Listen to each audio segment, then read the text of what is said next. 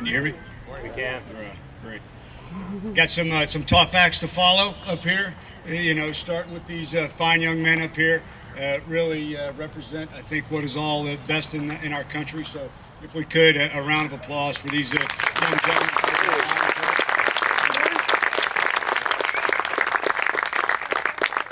Also, would like to thank the WOSOs for asking me to be here and share this special day with y'all. And all the other Ladera Ranch volunteers that helped to pull this together. But thanks very much. It says a lot about our community, and I've been privileged on and off over my 27 years to about half of that has been stationed at Camp Pendleton.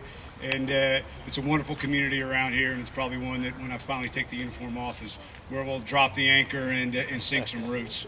And so it's great to have the opportunity to share the day with you. I've got my son Battle back there.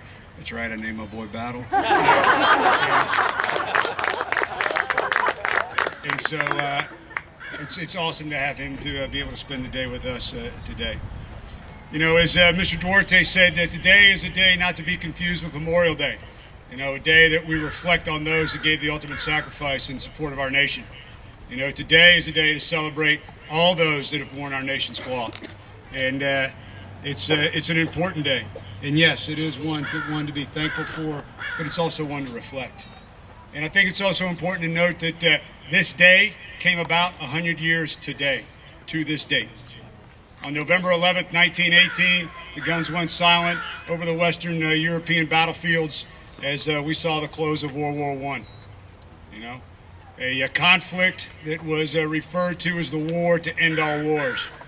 And while we all hope that probably that's what it would be, we all know that from history that has not been the case. And over that time, countless Americans have gone forward to protect the ideals of what this country stands for. And so again, I think it's good that we come here today to reflect, to remember, and to honor. So we made mention of the refrain that we hear often, those of us that wear the uniform and that wore the uniform, thank you for your service. And I've been asked several times, so how does that make you feel? What do you think about that? And, service, it can be, it's both a noun and a verb, and as my wife, who tends to blog a little bit, wrote, she said in her, just the other day, from her perspective, it's the ultimate verb, because it's about helping or doing something for others.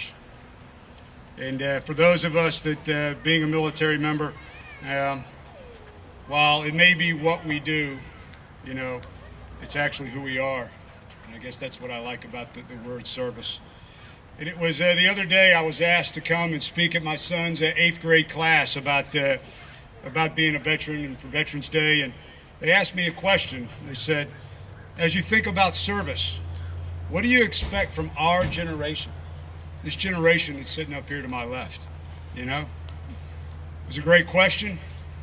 Gave me pause, reflect for a minute.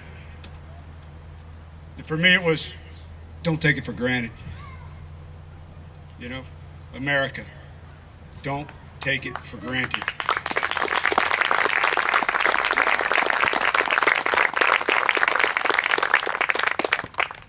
For those of us that have worn our nation's cloth, serving in our armed forces, serving in some of the world's darkest places, defending our freedoms, trying to bring a better way of life to others, provides a unique perspective on just how truly blessed we are as a nation and as a people. To be an American is a truly great thing.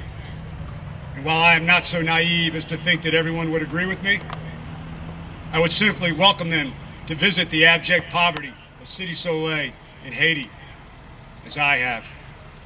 Witness the malnutrition and starving of young children in Somalia, as I have. Observe the brutal savagery of Shia and Sunni conflict in Iraq and Syria, as I have. Review the subjugation and intolerance of women's rights in Afghanistan, as I have. And then, informed by those experiences and armed with those perspectives, rethink their opinions of this great nation. For me, every time I return from my 10 combat deployments overseas, I'm always reminded that only by the simple grace of God was I born an American citizen, or my family had the opportunity to immigrate here. and that we could have been born somewhere else less fortunate. And with what opportunity and what hope. But we as Americans are fortunate enough to reap the full bounty and promise our founding fathers proclaimed 242 years ago. So recognizing that opportunity that you have in large measure was and still is provided by Americans who are willing to step forward and serve. And I would also remind you, and I would be remiss if I didn't mention, the sacrifices that are borne by our families. And they are many. And they are many. And I can speak from that multiple times. As we go forward, we ask them to keep the home fires burning, raise the kids, manage the household, try not to worry, and allow us to go do what we need to do. And I think for most of us that have worn this uniform, to do something that we love. And so we owe all of them a tremendous debt of gratitude, because we do not do it alone. You know, as a military and as a country, we revere those previous generations of World War II, Korea, and Vietnam service members that went before us. Their individual acts of heroism and self-sacrifice for each other, and their collective will and grit to fight and win the wars against fascism, imperialism, and communism.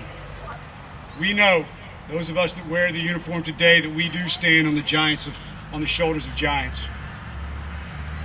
And while Americans like these are clearly the greatest generation of the 20th century, I believe that the military members of today represent the greatest that America has to offer in this newest century.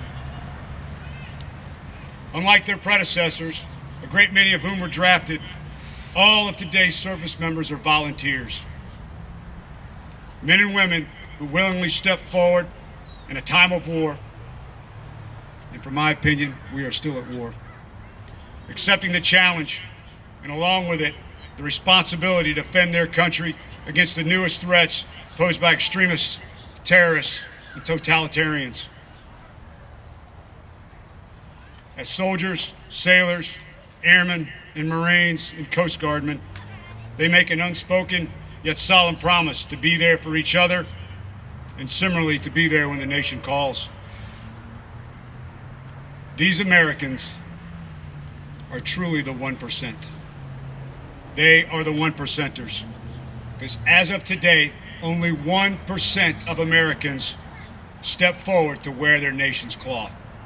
1%. Right? And over that time, these 1%ers still bring two things that their forefathers have. They bring fear and they bring hope.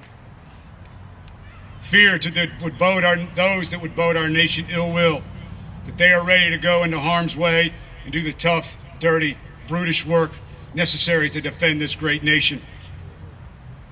And hope to those less fortunate with trying to bring opportunity and a better way of life. So to all the veterans here today, I say thank you for your service, and thank you for truly being the best that this nation has to offer. As President Kennedy once said, a nation reveals itself by those it remembers. And we remember you, and we remember your service.